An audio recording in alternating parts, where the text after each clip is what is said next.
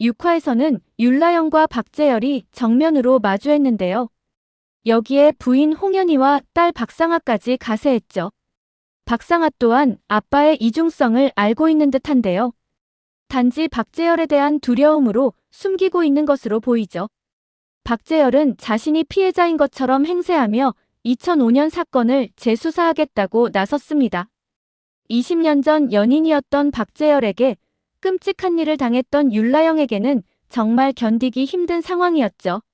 원작을 보면 당시 율라영은 이슬람교를 믿고 있었던 것으로 보입니다.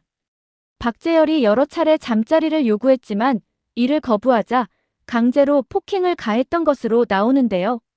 뒤늦게 숲속에 쓰러져 있는 율라영을 발견한 강신재와 황현진이 박재열에게 복수를 다짐하며 그를 숲으로 유인했죠. 이들 세 사람은 박재열이 사망하지 않을 정도로 혼쭐을 내줬죠. 그리고 박재열을 혼자 내버려 둔 채 이 자리를 떠나게 되었죠. 그런데 더 큰 문제는 그 사건 이후 율라영이 임신하게 되었다는 사실인데요. 그로서는 정말 끔찍한 일이 아닐 수 없죠. 우여곡절 끝에 태어난 아이는 보육원에 보내졌고 율라영의 삶 속에서 그 아이의 존재는 사라졌습니다. 하지만 라영의 마음속에는 그 아이에 대한 미안함이 깊이 자리 잡고 있었던 것으로 보이죠. 그리고 6화에서는 예상치도 못한 반전으로 모두를 놀라게 했는데요.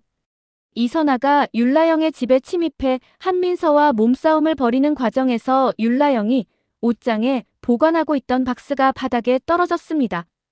그 안에 들어있던 아기의 베넷저고리가 나왔고 한민서도 그것을 보게 됐죠. 당황한 율라영은 민서에게서 베넷저고리를 뺏으며 화제를 돌렸는데요. 그런데 그 아이가 바로 눈앞에 있는 한민서였던 것입니다.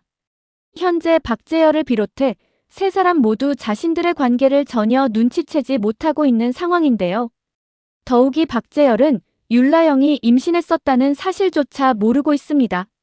만약 이후에 한민서가 자신의 딸이라는 사실을 알게 되면 얼마나 충격을 받게 될까요?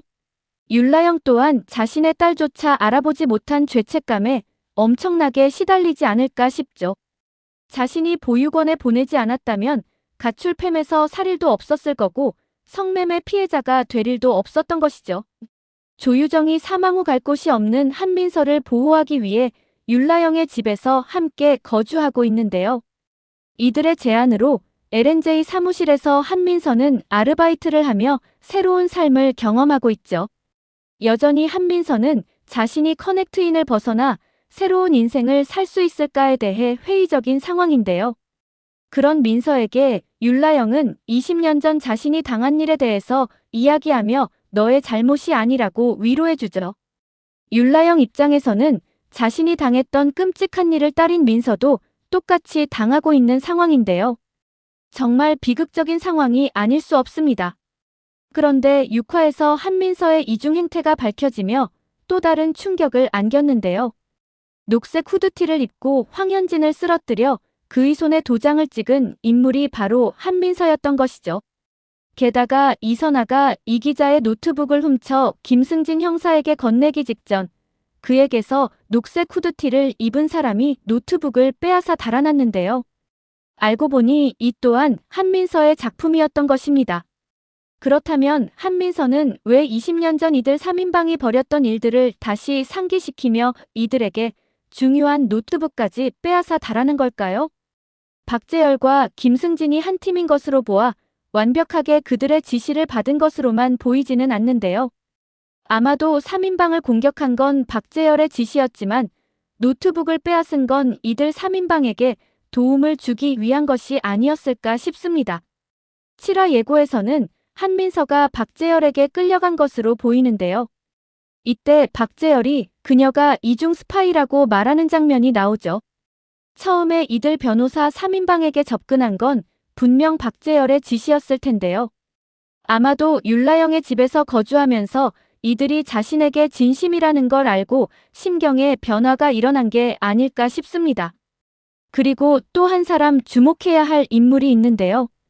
바로 IT 기업 더프라임 대표 백태주입니다. 그는 과연 아군일까요? 적군일까요?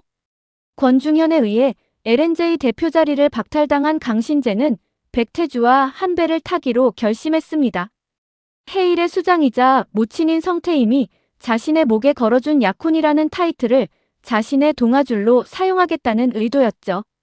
강신재는 권중현이 LNJ의 대표로 오자 성태임을 찾아갔는데요. 권중현이 자신들이 조사하고 있는 커넥트인 성매매 어플의 VIP라는 것을 알렸죠. 그렇기에 현재 자신들이 운영하고 있는 변호사 사무실에는 어울리지 않는 사람이라며 내쳐야 한다고 말했습니다.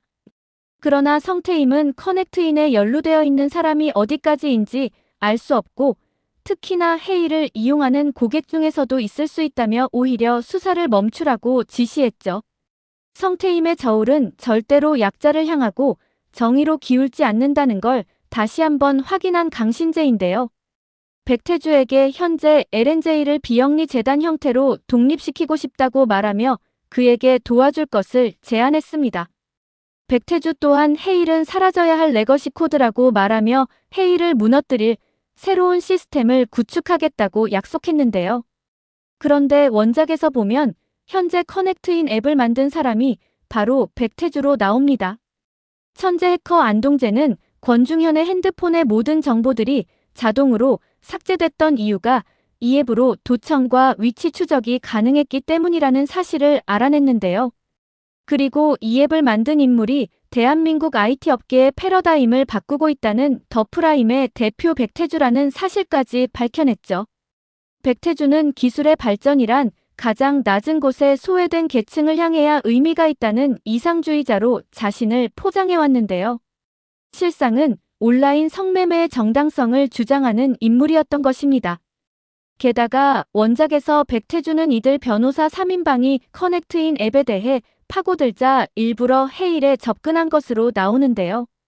거기에 강신재를 파트너로 요구하며 LNJ를 가까이서 감시했습니다.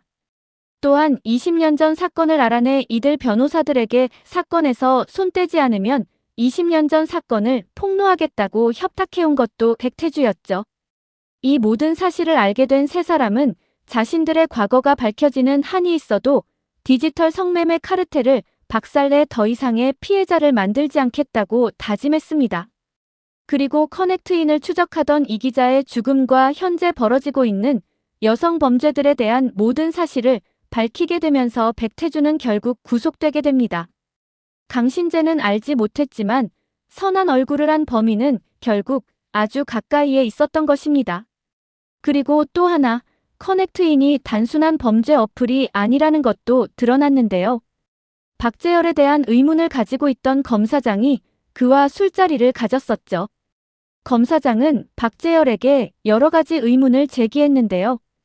변변찮은 로스쿨 출신의 연수원 성적이나 인사 고과가 뛰어나지도 않은 내가 장관님이랑 어떻게 아는 사이냐는 거였죠. 개천에서 용난 박재열이 검찰청을 전전하다 갑작스럽게 서울로 부임해 초고속 승진 가도를 달리는 그 대후가 궁금했던 겁니다. 검찰에 경찰까지 얽혀있는 상황에서 그 위로 어디까지 연결되어 있을지 알 수 없는 상황인데요. 지금까지 상황으로 보아 커넥트인은 권력 전반에 얽힌 거대한 카르텔로 구성되어 있는 것으로 보입니다. 6화에서 박재열의 조력자가 김승진 형사로 밝혀졌는데 구선규 또한 그에게서 이상한 느낌을 받고 있는 상황이었죠. 그가 세컨폰을 소지하고 있다는 사실도 이미 전편에서 드러났습니다. 7화 예고를 보면 구선규가 황현진에게 왜 자신한테 사건에 대한 진실을 솔직하게 털어놓지 않냐며 서운해하는 것으로 보이는데요. 이때 황현진이 경찰 내부에도 이들을 도와주는 조력자가 있다고 말해 그를 당황하게 만들죠. 아마도 황현진으로부터 내부 조력자가 있다는 사실을 듣게 된 구선규는 김승진을 의심하지 않을까 싶습니다. 그리고 가장 큰 관전 포인트는 역시 한민서와 율라영의 관계가 언제 드러나냐는 것인데요. 예고편에서 박재열이 한민서를 끌고 가 폭력을 행사하는 장면이 나옵니다. 무사히 그곳에서 나올 수 있을지 궁금해지죠. 또 하나 그를 풀어주는 조건으로 어떤 오더를 내릴지도 궁금해집니다. 오늘 영상은 여기까지입니다. 영상이 도움이 되셨다면 구독과 좋아요 부탁드립니다.